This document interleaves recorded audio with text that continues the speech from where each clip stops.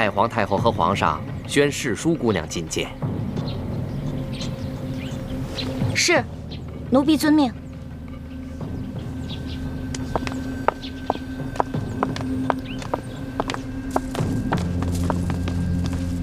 太皇太后，皇上，世淑姑娘觐见。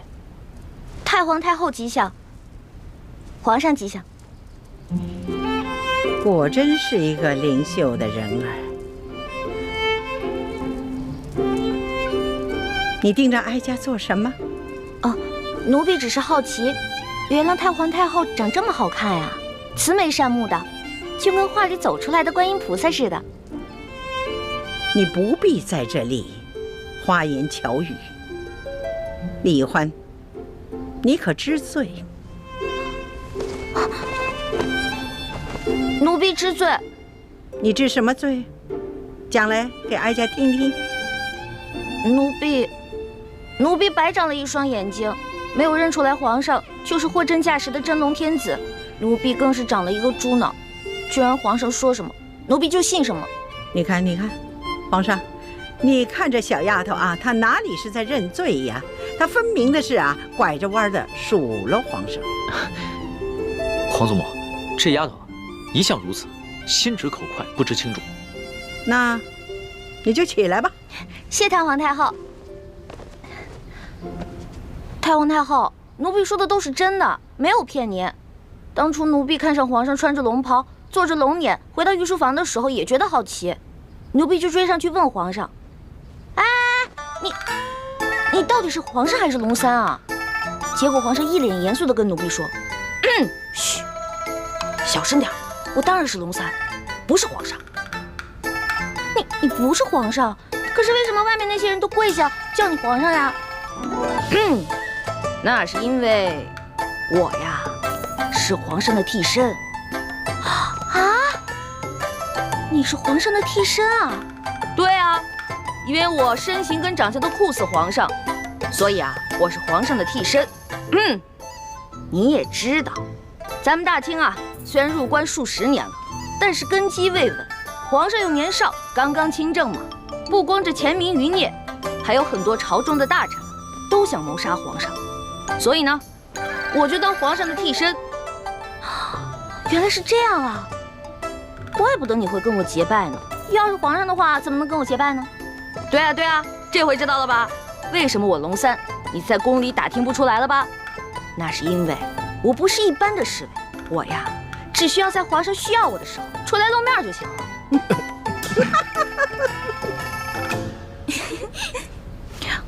太皇太后，你们都笑什么呀？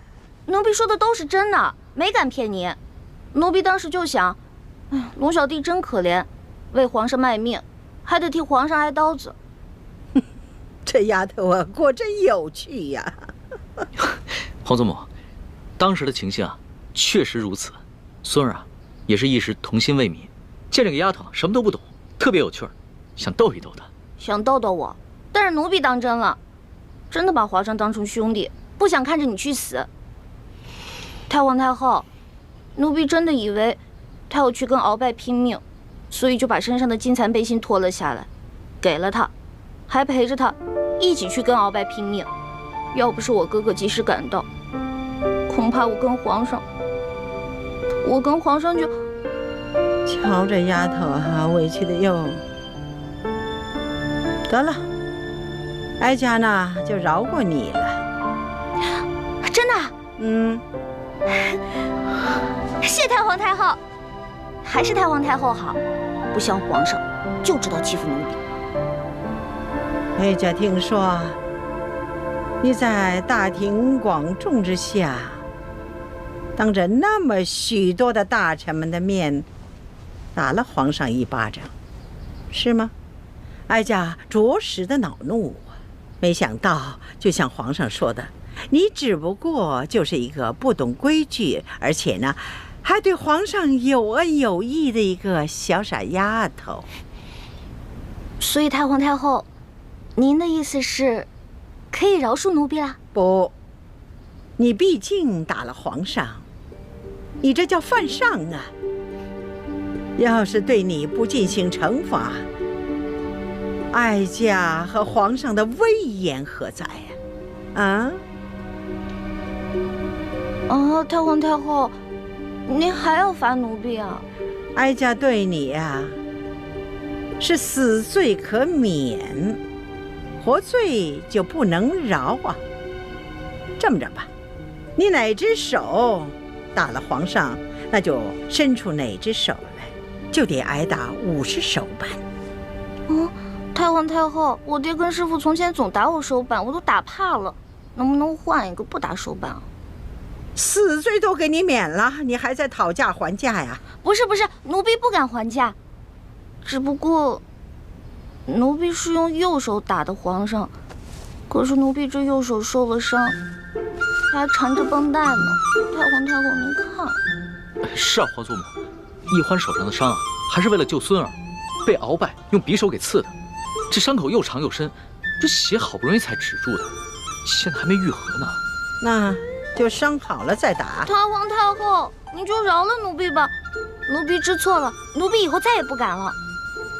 这样吧，哀家呢再给你一个机会，哀家出3个题目，你要是答对了，就免去这50手板。考试啊？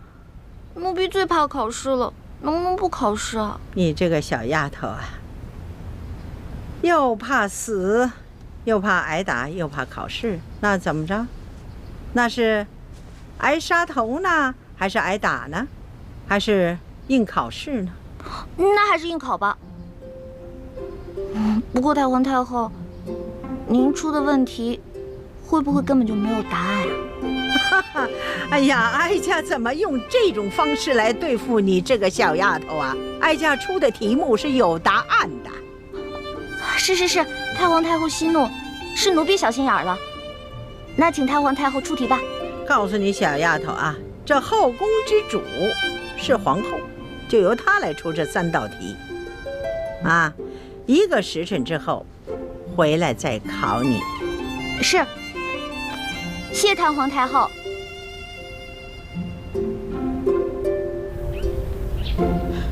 皇祖母，你就这么轻易的放过李奕欢那个狐妹子了？不放过她又该如何呀？就算是灭了她，你想想，皇上也不会亲近你，更会疏远你的，哀家也会遭到一生的怨恨的。那您就不担心李奕欢继续留在宫中祸害皇上？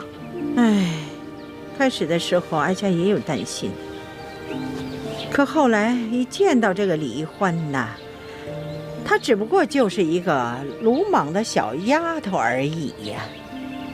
皇上也就是少年心性，找一个新鲜有趣的玩伴而已。所以哀家呢，想放他一马，等待以后视情形而定吧。既然皇祖母都这么说了，那妾身就暂且忍耐了。哀家出了这3道题，1是为了考量一下这李奕欢，2呢也好给皇后一个机会。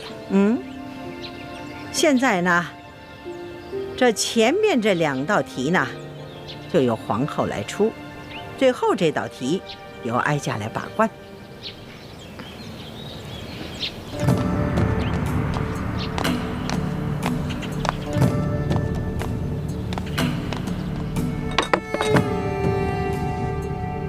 好，这第1道题呢，你要用一根绳子，把这块冰从这个碗里挪到那个碗里。这么简单啊？不简单，条件是不能用这根绳子拴住这块冰。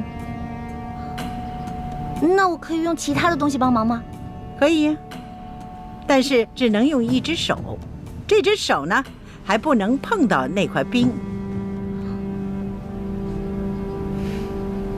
皇祖母，这也太难了吧？这只能用1只手，又不能接触这冰块，那怎么用这根线把这个冰块挪到那个碗里去啊？皇上啊，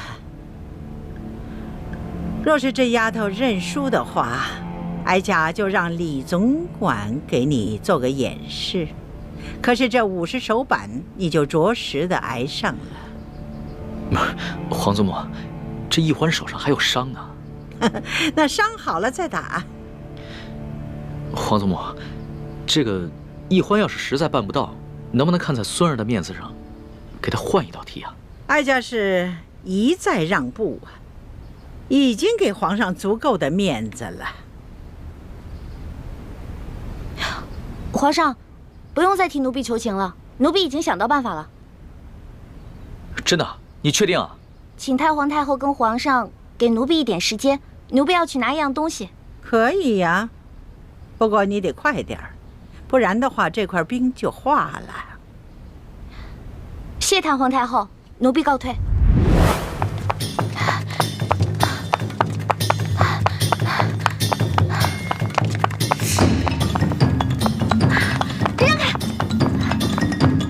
哎，谁家野孩子呀？没点规矩！让开！哎，这孩子。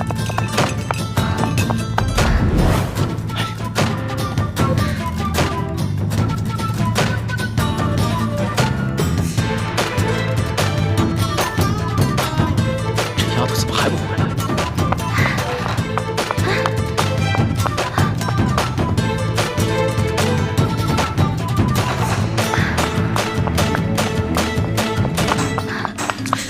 这冰都快化了，你想出来办法没有？奴婢想到办法了。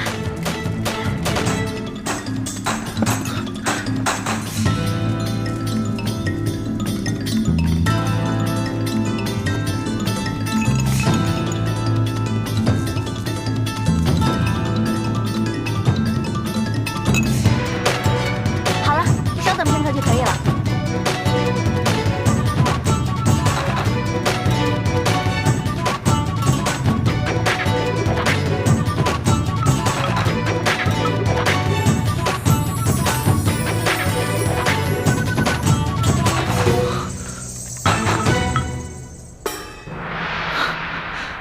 这丫头，没想到居然用这个法子。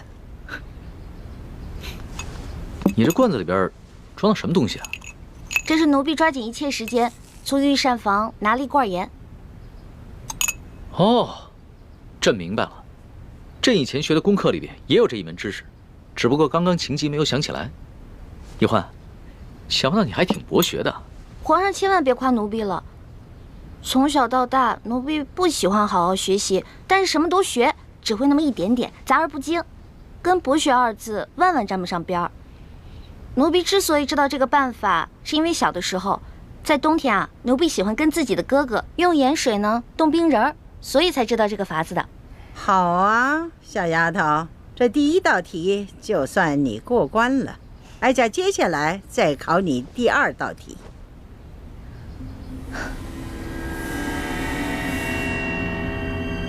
你数数，横着数多少，竖着数多少，一共多少个铜板？数数。回太皇太后，横着数有4个，竖着数有5个，一共是8个铜板。好，你就从这8个铜板里头拿出1个铜板来，把这2列铜板变成都是5个。啊？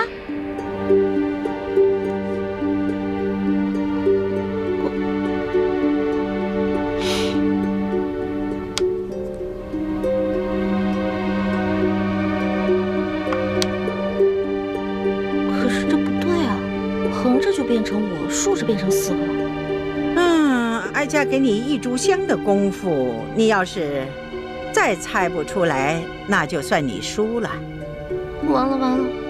小的时候，奴婢不想好好学习，老在师兄师姐面前捣乱，而师傅们总是吓唬我，把戒指高高举起，轻轻放下。啊，这下好了，以前没挨多少打，现在又全给补回来了。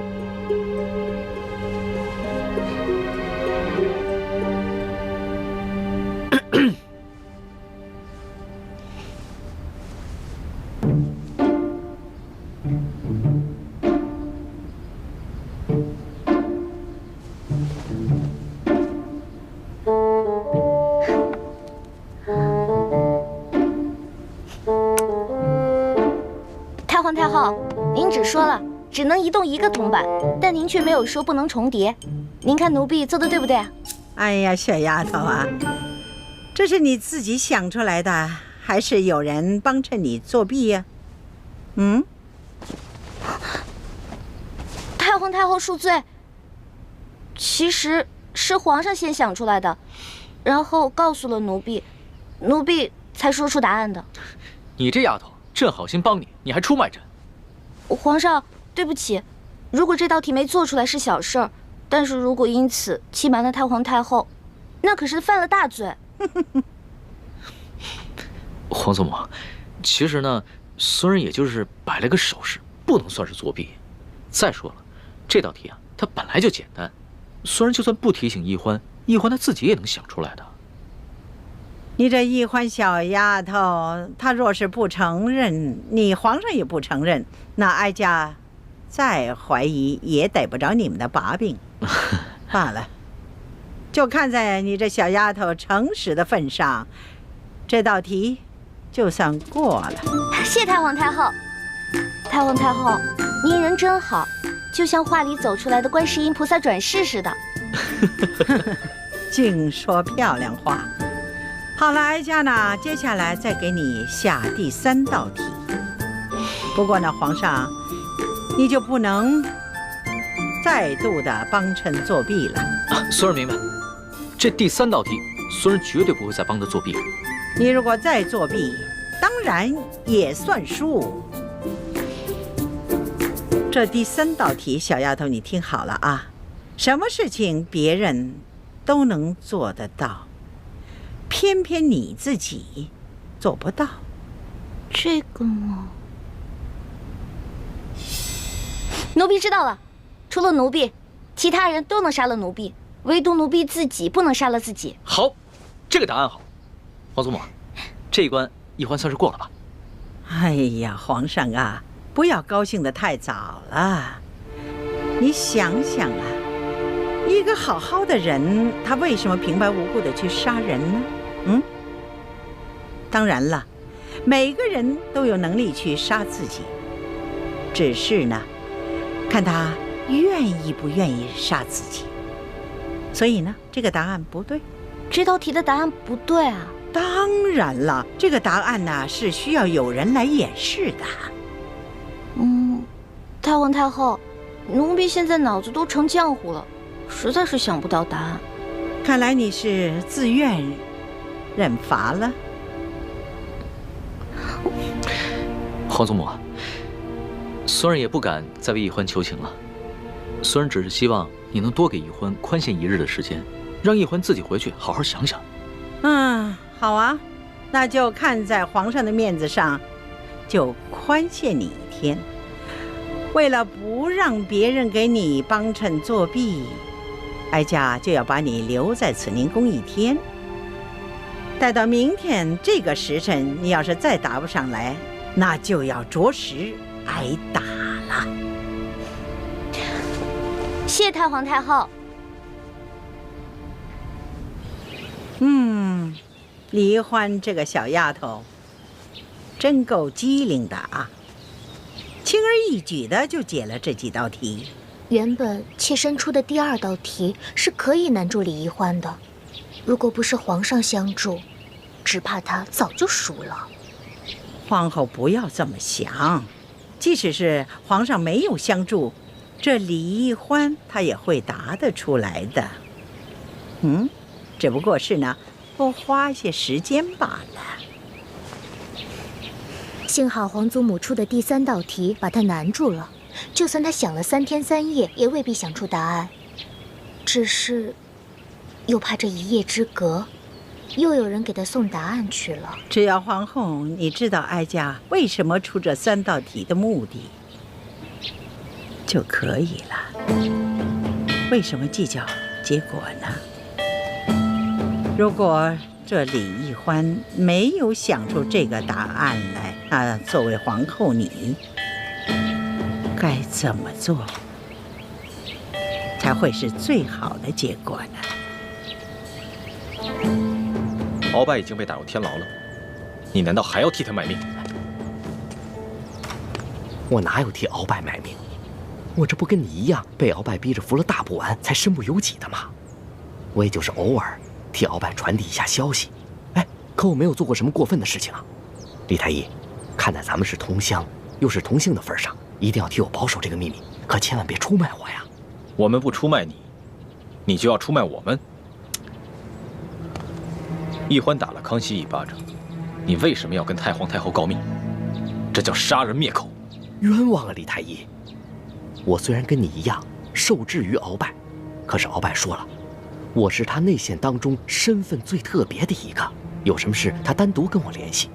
除此之外，别人毫不知情。我根本就不知道你们兄妹也知情啊，又怎么可能想到去杀你们兄妹灭口呢？我跟奕欢，毕竟是皇上安排在鳌拜身边的人。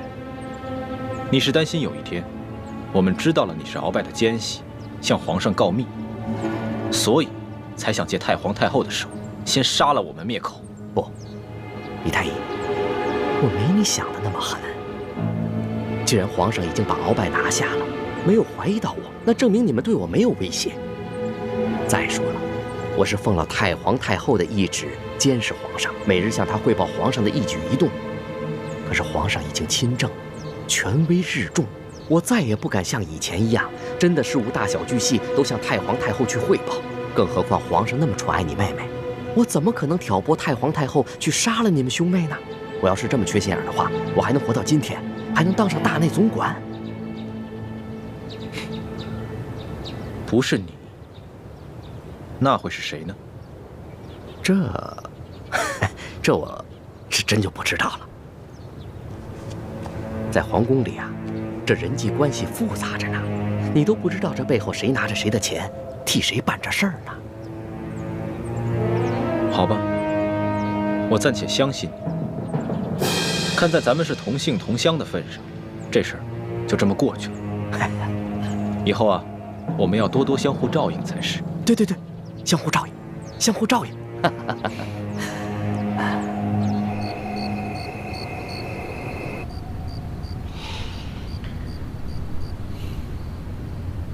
皇上，怎么愁眉不展啊？是在为奕欢妹妹烦心吗？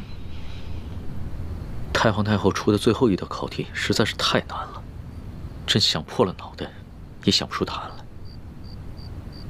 妾身想来想去，也想不出什么办法。哎，雪嬷嬷，你可有什么好的主意啊？老奴也想不出来。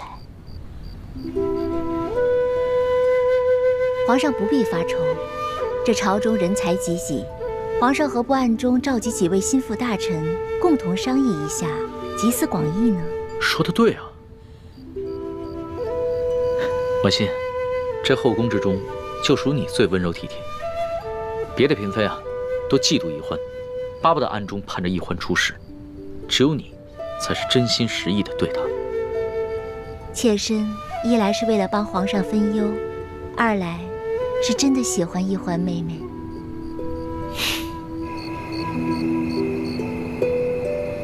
哎呀，你说咱们这皇上啊，自从亲政以来，可从来没有这么晚召见过咱们啊！啊，你们都说说，这有什么急事儿啊？会不会是鳌拜一案又出了什么重要线索？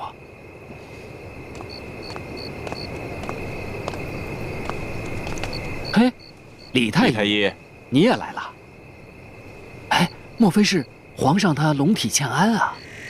哎，嘘，这话可不敢乱说啊！小心，这叫祸从口出。明珠大人，哎，李太医，说什么？怎么回事？啊，皇上突然差人传来口谕，让卑职火速觐见，却没有说所谓何事。哦，行，进去吧。走，明珠大人请。请啊！诸位爱卿，朕深夜召诸位前来，是因为朕碰到了一件为难之事，朕思虑了许久，都没有想出答案，所以啊，想听一听诸位爱卿的高见。敢问皇上是何为难之事啊？这有什么事情啊？是只有其他人能做到，而自己却偏偏办不到的。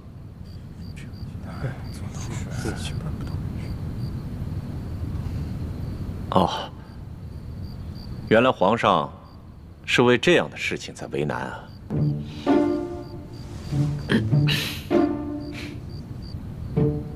有了，比如说，别人可以杀得了我们，但是我们杀不了自己。这个答案不对，这个答案只是诡辩。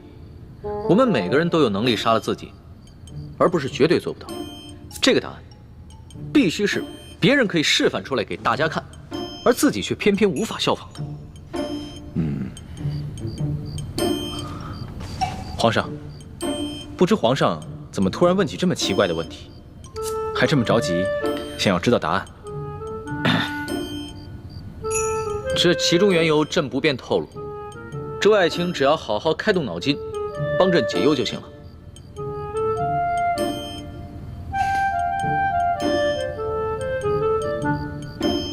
有了，皇上。皇上，我们每个人都不能提着自己的头发，把自己从地面上提起来，但别人可以呀。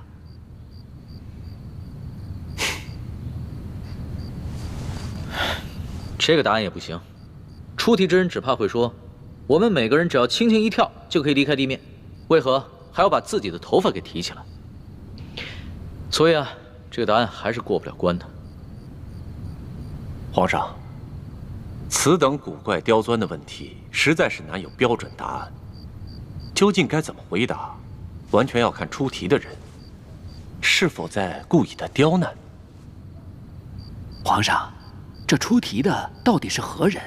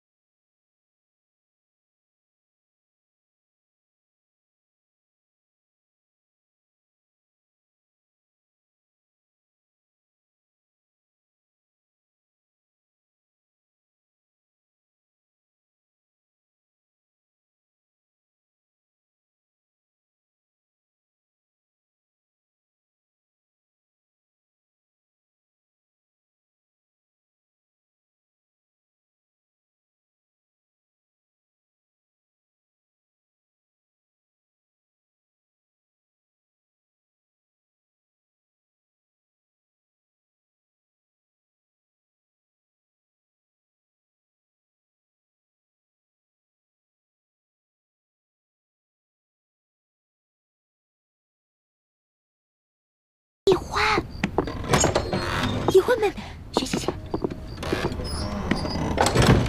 来，走。哎呦，你怎么过来了？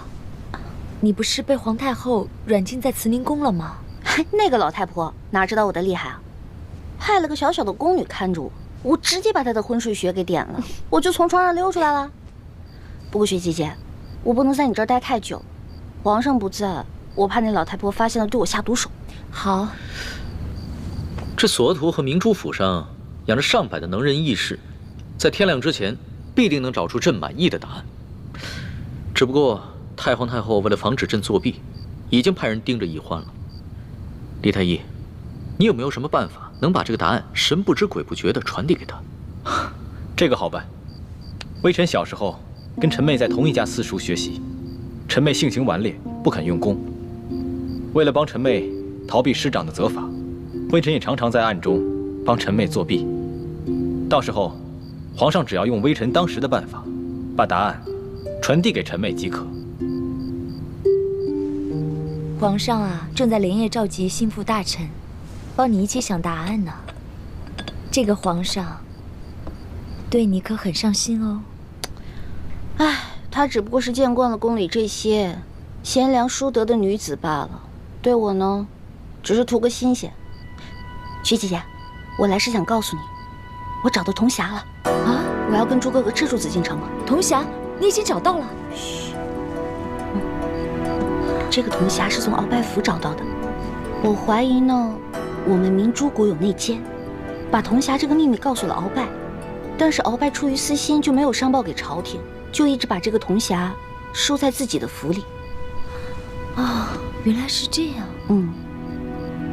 真没想到咱们明珠谷里有奸细，会是谁呢？不知道，不过朱哥哥已经告诉我爹了，我爹现在赶回明珠谷，跟各位师傅商量一下查清奸细的事儿。哎呀，你说这奸细会不会把你我的身份也泄露给了鳌拜？